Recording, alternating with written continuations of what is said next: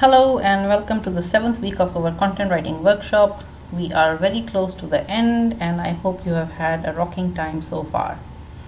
Today we are going to talk about infographics. What is an infographic, how to make an infographic, the do's and don'ts of an infographic, and I will also share some samples and tools that you can use to make infographics. I have talked about infographics in the beginning of this course and I hope you remember what they are, but anyhow I will still shed more light on what infographics are. Infographics are a graphical representation of the information you want to promote online. It is a creative way of attracting attention or grabbing the attention of your target audience, and mostly infographics center around statistical and informative content, and with high quality creative images. So as a content writer, you must keep the content to the point and oftentimes use simple bullets. You can find numerous templates on the websites online, so feel free to use Google, explore and find different options for infographics. Sometimes you might need a boost and some ideas on how you can write your content for the infographic, so make sure you Google a lot. Anyhow, I have highlighted listed 6 steps that I felt are very good to follow, because this is what I do whenever I work on infographics. You need to be sure about the title of the infographic, and of course once you know the title clearly, you can focus on the objective of the infographic. This helps you stay focused on the title and do not go off the point. You must also make the titles catchy, okay, and represent the information you want to share. Step 2 is you must do enough research, because like I said, infographics are all about statistical and informative content, so it requires a lot of research. You must refine your skills as a writer to conduct enough research online. Use different types of keyword variations.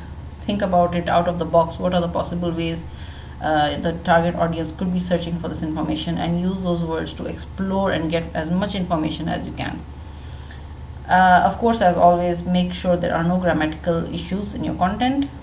And the third step I mentioned is pick the best free infographic making tools online. There was a time when Pictocart was free, but now it has minimized the options and you only get 5 free infographics to design.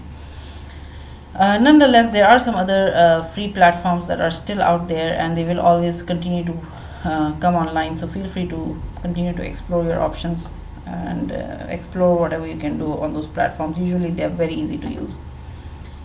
Choose the best template that goes with your infographic. Of course, once you write the content, you will have a clear picture about what or where the information will fit in and what kind of images you can use. So choose the best template according to the information and according to what you're writing. You should edit the information necessary using the tools. Insert images, making sure that there are no copyright issues, and enter the data that you have written. Now you see, of course, before you start working, you would have content written, but sometimes when you are in the process of making the infographic, you might have to make some changes to fit the content properly or reword it to make it better. So that is what I mean here. Edit and make necessary use of the tools to make the infographic look, appealing and better fitted for your content. Save the infographic and export it to use it. On the platform, you usually have the option to save the infographic design and then export it. So you can't. It's not really a good idea to just share the link. You need to download the image and then upload it to wherever you want to use it. I have given some do's and don'ts of an infographic. Among the do's of making an infographic, keep it simple and to the point. Surprise the audience with some unexpected and shocking information.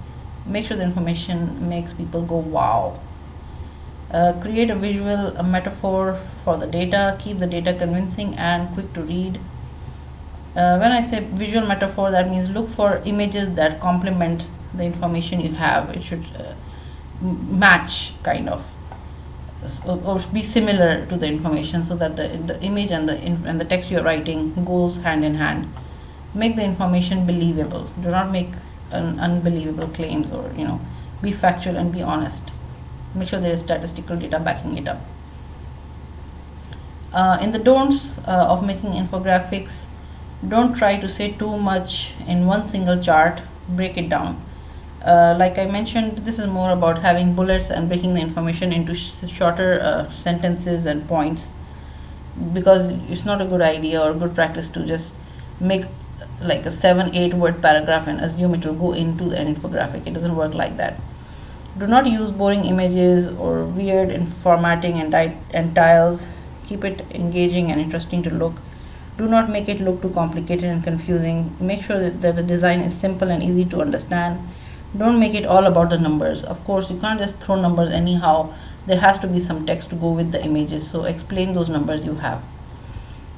Here I have given some links, samples that you can follow just to give you a lead. Of course, depending on the tools you're using, you will have different formats to follow. So and of course, based on the text you're writing, you will end up creating something unique. So just these are some examples you can follow. Here they are. There's an infographic on the 5 essential oils. If you can see, this is how it is. There are images, there are short texts here and there. The title is this is a short text. These are texts following the images, trying to make sense of what is happening, and short paragraphs. This image complements the World Health Organization. As you can see, it goes along with the diagrams. Then they have included a chart here, so there's an introduction to this chart. 5 examples of disease causing microorganisms. So they have thrown in some images of microorganisms, explain them a bit. This is how infographics look generally. Some images and text following them, and it's always in an appealing and balanced way. So you need to play with the colors, you need to play with the design, and at the end of it you can mention your references. And of course, in between there, the main goal is promoting or sharing information. Of course, you can't force people to take an action in an infographic, so it's more about information, not really asking people to buy. But the information should help people make up their mind to buy. This is another infographic about what food labels really mean, and as you can see, they're talking about it. This diagram explains the title very well. It looks quite interesting actually. Food labels influences how many people are actually looking for information about the food before they buy, things like that. Natural and organic, what are the goods and the bads. You know, this is good. This is a very good colorful representation. You can see there's a chicken here, this the free range and things like that. This is another one talking about the 10 benefits of carrots. This is it. So you can see this is a carrot, so everything is orange. I hope you're getting the picture about how infographics have to look. You can always come back and study them.